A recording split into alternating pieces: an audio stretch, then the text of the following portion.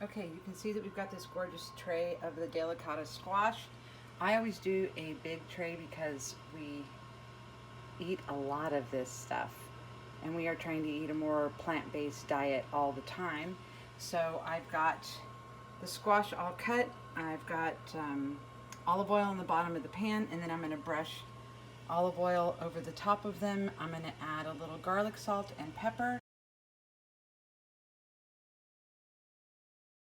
My stove takes about 30 minutes, and then you can see here I have rinsed, just a quick rinse of all of the seeds, and I'm running an experiment this year.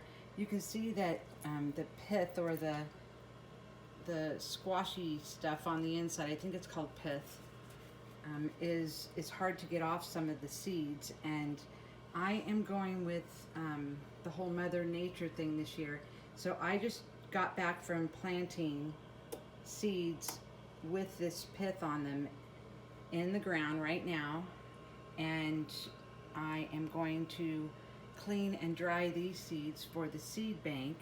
You can see here that I went ahead and used the ends of the Delicata Squash on the tray because I am drying so many seeds these days that it's important to keep them all straight for the seed bank.